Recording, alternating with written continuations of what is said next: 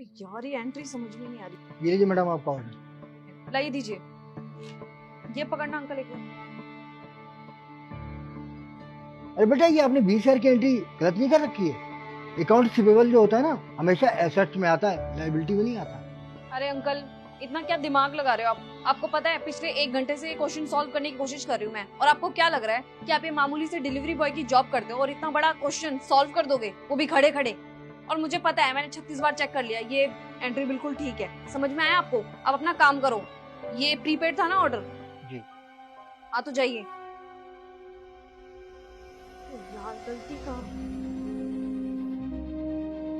अरे अंकल एक सेकंड।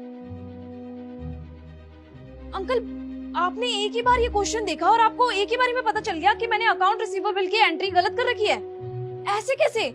आपको पता है पिछले 1 घंटे से सॉल्व करने की कोशिश कर रही हूँ मैं इस क्वेश्चन को, और समझ में नहीं आ रहा मेरी एंट्री कहाँ गलत जा रही है। अरे बेटा मैं कॉलेज में प्रोफेसर था, बस अचानक कुछ हालात ऐसे हुए कि ये काम करना पड़ रहा है। अरे वाह अंकल, आप प्रोफेसर हो? लेकिन अंकल आप प्रोफेसर हो तो ये डिलीवरी बॉय की जॉब क्यों कर रहे हो? बेटा वो क्या था कि जब मैं प्रोफेसर था तो बहुत स्ट्रिक्ट था। कोई भी बच्चा मेरे सामने चीटिंग करे मैं बर्दाश्त नहीं कर सकता था, इसलिए बच्चों को मैं चीटिंग करने से रोकता था। तो कई ऐसे बच्चे जो चीटिंग करके पास होना चाहते थे मुझसे नाराज रहते थे। उनमें से एक ने मुझसे दुश्मनी निकालने के लिए मेरी झूठी कंप्लेंट कर दी। ये आरोप लगाया कि मैं पास करने के लिए बच्चों से पैसे मांग रहा हूँ, रिश्वत मांग रहा हूँ। बस झूठी कंप्लेंट पर मुझे जॉब से निकाल दिया गया।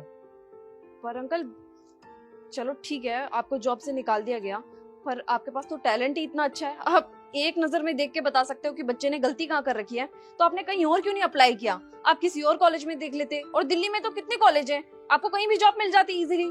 बेटा ये पास्ट नाम की जो चीज होती है ना बहुत खतरनाक होती है, बहुत बुरी होती है, आदमी की इज्जत खत्म कर देती है। जिस बच्चे ने मुझ पर आरोप लगाया था ना उसके जो पापा थे बहुत ऊंची पोस्ट पर थे, बहुत ऊंचे ऊंचे लोगों से उनकी जान पहचान थी। तो बस मैं कहीं भी किसी भी कॉलेज में जाता था जॉब के लिए तो उन्हें पता लगता था तो मेरे बारे में बता देते थे। तो वो लोग तो मेरे पीछे इस तरह हाथ धोकर पड़ गए कि कहीं उन्होंने मुझे जॉब करने के लायक ही नहीं छोड़ा। मैं जिस भी कॉलेज में जॉब के लिए जाता था तो पता चलता था कि मुझे तो ब्लैकलिस्ट कर दिया गया।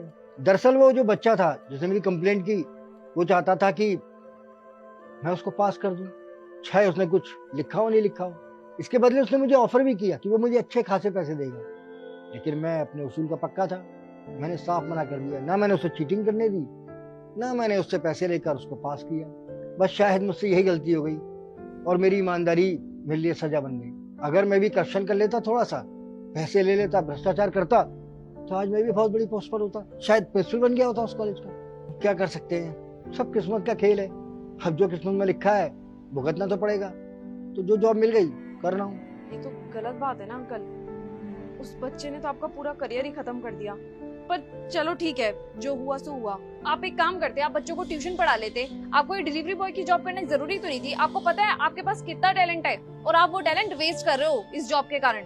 और अंकल इतना पढ़े लिखे होने का क्या फायदा जब आपको यही नौकरी करनी पड़ रही है? हाँ बेटा बिल्कुल सही कह रहे हो। पहले मैं भी ट्यूशन पढ़ाया करता था, लेकिन जब मुझ पर कलंक लगा कि मैं चीटिंग के बदले पैसों की मांग कर रहा हूँ तो ये कलंक तो माथे से मिट ही नहीं रहा। तो बच्चे मेरे पास पढ़ते थे, उनके पेरेंट्स ने भी अपने बच्चों को निकाल लिया और कहा कि भाई ऐसे प्रोफेसर से पढ़वाने का क्या फायदा जो रिश्वत मांगता हो बच्चों को पास करने के बदले। तो बस सारे रास्ते तो बंद हो गए मेरे लिए। अब परिवार पालने के लिए और कोई तो रास्ता नहीं बचा। क्या करे, घर परिवार तो चलाना है, पेट तो पालना है। तो जो भी जॉब मिल गई वही कर रहा हूँ। सच बोलूं मेरे को आपके लिए बहुत ज्यादा बुरा लग रहा है। एक बच्चे की नादानी के चक्कर में आपका पूरा करियर खत्म हो गया। और चलो उस बच्चे ने तो ये सब नादानी में किया, उसके पेरेंट्स भी कैसे हैं जो कि उस बच्चे का साथ दे रहे हैं। उनके पेरेंट्स को ना पता नहीं होगा कि जाने अनजाने में वो अपने बच्चे का फ्यूचर बर्बाद कर रहे हैं। उनको तो ये अभी समझ में नहीं आएगा, अभी तो उनको ये अच्छा लग रहा होगा कि उन्होंने सामने वाले का पूरा करियर खत्म कर दिया। बाद में जब समझ में आएगा, जब उनके बच्चे का करियर खत्म होगा ना उनकी आंखों के सामने, तब उनको लगेगा कि उन्होंने कितना गलत किया था। बेटा अब कर क्या सकते हैं, मजबूरी है। ना मैं ट्यूशन पढ़ा सकता हूँ ना मैं कहीं प्रोफेसर की जॉब कर सकता हूँ। तो जो है उसी में खुश हूँ। अच्छा बेटा मैं चलता हूँ, मुझे कहीं और भी ऑर्डर देने हैं। अंकल मैं एक काम कर सकती हूँ आपके लिए, मेरे पापा ना एजीएस कॉलेज के चेयरमैन है, तो आप एक काम करो, आप एजीएस कॉलेज चले जाओ और मेरे पापा से बात कर लेना। वैसे तो मेरे पापा रात को आएंगे तो मैं सारी सिचुएशन उनको बता दूंगी, लेकिन आप फिर भी एक बार कॉलेज में जाकर के इंटरव्यू वगैरह दे देना। मुझे पक्का पता है, 101% पता है, आप वो इंटरव्यू ऐसे चुटकियों में पास कर लोगे और आपकी नौकरी ना 101% लग जाएगी। आपने ये देखते ही बता दिया कि मेरी गलती क्या है। आप एक काम करिए, रुकिए, मैं ना एड्रेस लिख देती हूँ उस कॉलेज का और अपने पापा का नंबर भी लिख लेती हूँ। है बेटा, अगर ऐसा होता है तो इससे अच्छी तो कोई बात ही नहीं हो सकती।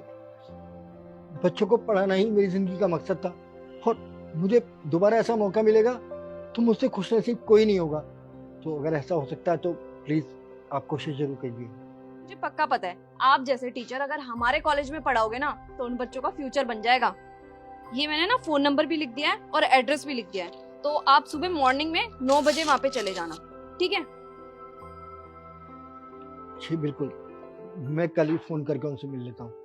और बेटा, मैं तो कभी सोचा भी नहीं था कि मैं दोबारा कभी बच्चों को पढ़ा पाऊंगा। मुझे तो लगा था अब बस यही काम बचा है मेरी किस्मत में, लेकिन भगवान की लीला देखो कि आज मैं ऑर्डर देने तुम्हारे दरवाजे पर आया और तुम मेरे लिए इतना कर रही हो कि दोबारा मेरी जॉब लग जाए और मैं बच्चों को पढ़ा सकूं। इसके लिए मैं तहे दिल से तुम्हारा शुक्रिया अदा करता हूँ। बहुत बहुत धन्यवाद बेटा।